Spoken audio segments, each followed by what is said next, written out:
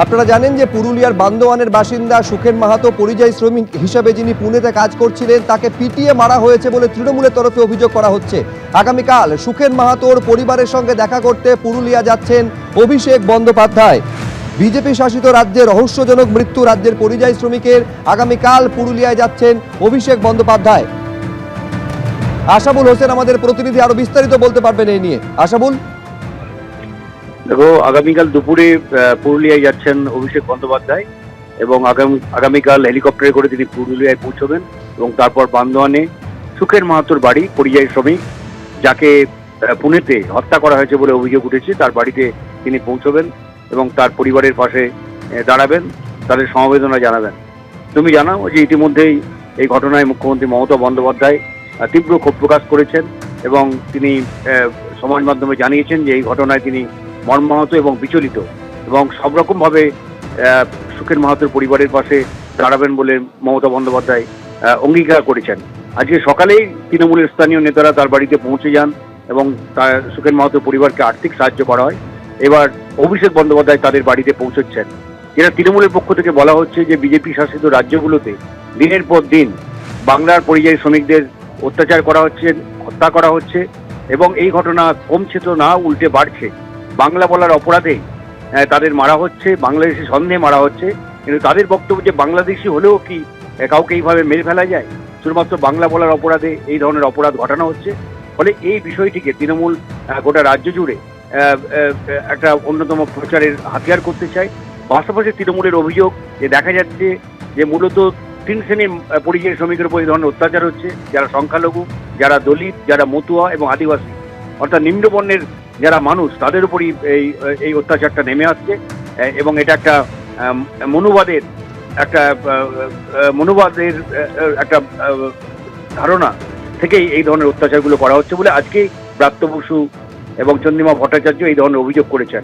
ফলে পরিযায়ী শ্রমিকদের এই যে হত্যার ঘটনা ভিন রাজ্যে বিজেপি শাসিত রাজ্যগুলোতে, সেগুলোকে যে তৃণমূল অত্যন্ত কঠোরভাবে তার মোকাবিলা করতে চায়, অন্তত রাজনৈতিকভাবে, সেই বার্তাটা অভিষেক বন্দ্যোপাধ্যায় পৌঁছে দিতে চাইছেন। পাশাপাশি তারা যে পরিবারের পাশে আছেন সেই বার্তাটাও তিনি পৌঁছে দেবেন কালকে তার বাড়িতে পৌঁছে। ধন্যবাদ আশাবুল। ঘটনা কি ঘটেছিল আপনাদের একবার জানাই। পুরুলিয়ার বান্দোয়ানের পরিযায়ী শ্রমিক যিনি কয়েক বছর ধরে মহারাষ্ট্রের পুনেতে একটি অটো পার্টসের কারখানায় কাজ করতেন, 9 ফেব্রুয়ারি তিনি বাড়ি থেকে বেরোন কাজে যাওয়ার জন্য। পরদিন অর্থাৎ 10 ফেব্রুয়ারি সুখেন মাহাতোর দেহ উদ্ধার হয়। ওই যুবকের দেহে একাধিক আঘাতের চিহ্ন মিলেছে। বাংলা ভাষায় কথা বলার জন্য পিটিয়ে খুন করা হয়েছে তাকে, এমনটা অভিযোগ করা হয়েছে তৃণমূলের তরফে। আর তারপর আগামীকাল অভিষেক বন্দ্যোপাধ্যায় যাচ্ছেন পুরুলিয়ার বান্দোয়ানে সুখেন মাহাতোর পরিবারের সঙ্গে দেখা করতে। ফের বিজেপি শাসিত রাজ্যে পরিযায়ী শ্রমিককে পিটিয়ে খুন করার অভিযোগ সামনে এসেছে। এই ঘটনা ঘটেছে বিজেপি শাসিত রাজ্য মহারাষ্ট্রের পুনেতে। পুরুলিয়ার তুমরাশোলের গ্রামের যুবক সুখেন মাহাতোর মৃত্যু হয়েছে। ওই যুবক পুনের একটি অটো পার্টস কারখানায় কাজ করতেন। সুখেনের সঙ্গে ওই একই কারখানায় তার দুই ভাইও কাজ করেন। গত 9 ফেব্রুয়ারি কর্মস্থলে যাওয়ার পর নিখোঁজ হয়ে যান সুখেন মাহাতো। পরদিন অর্থাৎ 10 ফেব্রুয়ারি তার মৃতদেহ উদ্ধার হয়। ওই যুবকের দেহে একাধিক আঘাতের চিহ্ন দেখা গিয়েছে। বাংলা ভাষায় কথা বলার জন্যই পিটিয়ে মারা হয়েছে বাঙালি পরিযায়ী শ্রমিককে বলে অভিযোগ করা হচ্ছে তৃণমূলের তরফে।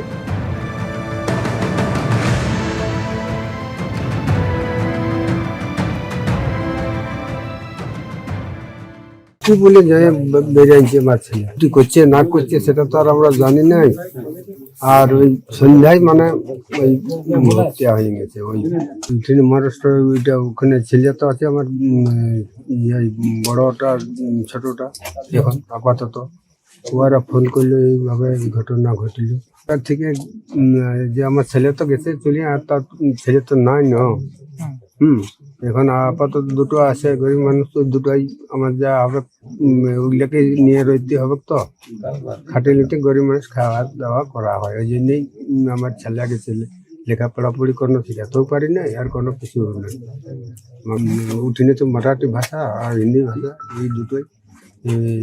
আমার ছেলে বুঝতেও পারি না। আমিও গেছিলি, আমার চোখ অপারেশনে গেছিলি, আমার 7 মাস ছিলি ওখানে। তো ওখানে থেকে আমিও কোনো বুঝি নেই।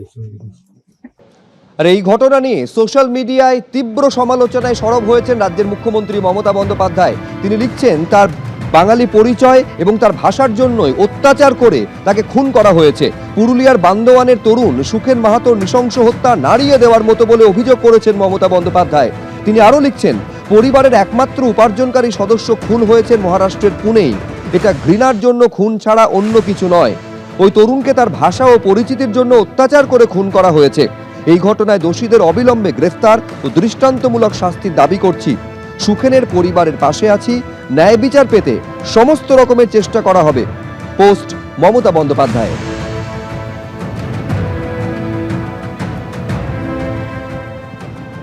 আর এই ঘটনা নিয়ে শুরু হয়েছে রাজনৈতিক চাপানুতোর। বিজেপি এবং তৃণমূল কার তরফে কি অভিযোগ সামনে এলো দেখুন। পুরুলিয়া জেলা তথা জঙ্গলমহল থেকে প্রায় আনুমানিক প্রত্যেক জেলার থেকে 1 লাখের উপরে পরিযায়ী শ্রমিক বাইরে অস্থায়ীভাবে কাজ করতে যায়। দিদিমণি আজ 15 বছর থেকে সরকার চালাচ্ছেন। তার আগে কমিউনিস্টের সরকার ছিল 34 বছর। কি এমন এখানে ডেভেলপমেন্ট হয়েছে কি পুরুলিয়ার ছেলেদেরকে, ঝাড়গ্রামের ছেলেদেরকে, বাঁকুড়ার ছেলেদেরকে, পুরো পশ্চিমবাংলার প্রায় 50 লাখের উপর নবযুবককে বাইরে কাজ করতে যেতে হচ্ছে। তার জন্য মারতে হবে, তার জন্য কি মারতে হবে? মারতে হবে। এটা কি উত্তর তার? এটা কি উত্তর? আমার এখানে বাংলায় কি আমার এখানে অন্য রাজ্যের পরিযায়ী অন্য শ্রমিক রাজ্যের আছেন না? নেই? আমি কি হিন্দি ভাষা শুনে মারতে যাব, মারতে যাব? বা ওড়িয়া ভাষা শুনলে মারতে যাব? বলুক না, এটা দেশের আইন হোক যে ওর পরিযায়ী শ্রমিক অন্য জায়গায় গেলে মেরে দিতে হবে। এটা দেশের আইন হোক। বাংলায় লক্ষ লক্ষ জ্যোতির্ময় পরিযায়ী বাবু শ্রমিক কি আছে। বলেছেন নিজে জানেন না? তিনি নিজে জানেন না। আর বড় বড় কথা বলছেন আদিবাসীদের নিয়ে, পিছিয়ে পড়া শ্রেণী নিয়ে বড় বড় কথা, আর সেখানে গিয়ে একটা আদিবাসী শ্রেণীর মানুষকে এইভাবে মেরে ফেললেন। পরিযায়ী হওয়া কি অন্যায় কিছু নাকি? পশ্চিমবাংলায় যখন মারা যায় লোকেরা, তারা বাঙালি নয়। 60 থেকে 70 বছরের মহিলা কেউ সুরক্ষিত নয়। ধর্ষণ হচ্ছে, খুন হচ্ছে পাড়ায় পাড়ায়। বোম বন্দুকের কারখানা হয়ে গেছে। যারা মরছে তারা বাঙালি নয়। বাঙালি কেন পেটের দায়ে অন্য রাজ্যে যাচ্ছে তার উত্তর তাকে মমতা ব্যানার্জি দিন। আর গেলে তো অ্যাক্সিডেন্ট হবে, মারা যাবে। হাজার হাজার 50 লক্ষ লোক বাইরে আছে, অ্যাক্সিডেন্টে একটা দুটো মারা যাবে। মাত্র 90,000 লোক এখানে বিএলও হয়েছে, তার নাকি অর্ধেক সুইসাইড করে নিল এসআইআর এর নাম শুনে। আর 50 লক্ষ লোকের 2-1টা কোথাও যদি মারা যায়, কাউকে সাপে কামড়ালো, কারো জ্বর হলো, কেউ কোভিডে মারা গেল, তো ভিন রাজ্যে গেলেই মারা যাবে। রিস্কি কাজ আজকে বাঙালি করছে। এখানে একদিন বাঙালি খাকি পোশাক পরতো না, tram company, jute mill, police চাকরি করতো না। আজকে ছেলেরা হা করে ঘুরে বেড়াচ্ছে। 1000 চাকরির জন্য 15 লক্ষ লোক পরীক্ষা দেয়। আর সেই বাঙালি আজকে লেবার হয়ে অন্য রাজ্যে যাচ্ছে, রিস্কি কাজ করছে, অ্যাক্সিডেন্টে মারা যাচ্ছে। বাংলা বলার কারণে যেভাবে তাকে দাগিয়ে দিচ্ছেন, যেভাবে একঘরে করছেন, যেভাবে বাংলাকে ছোট করতে চাইছেন, এটা একটা সুপরিকল্পিত একটা প্ল্যান। আপনারা আসলে বাঙালির বিরুদ্ধে যুদ্ধ ঘোষণা করেছেন। আপনারা বাংলার বিরুদ্ধে যুদ্ধ ঘোষণা করেছেন। নিজের এই দেশের একটা অংশের বিরুদ্ধে যুদ্ধ ঘোষণা, এটা এইভাবে হতে পারে এ ভাবা যায় না। এ আমরা সাবেক যুগোস্লাভিয়ায় দেখেছি। যুগোস্লাভিয়া ভেঙে টুকরো টুকরো হয়ে গেছিল। কিন্তু আপনারা কি ভারতবর্ষকে সেরকম কয়েকটা টুকরোয় ভাগ করতে চান? আপনারা ফেডারেল স্ট্রাকচারের মূল তত্ত্বটাই মানছেন না, যে বিবিধের মাঝে দেখো মিলন মহান। আপনারা মনে করছেন বিবিধের মাঝে দেখো সংঘাতই একমাত্র সত্য। অর্থাৎ একটা পার্টিকেলের সঙ্গে আরেকটা পার্টিকেলে লাগিয়ে দাও। এবিপি আনন্দ, এগিয়ে থাকে, এগিয়ে রাখে।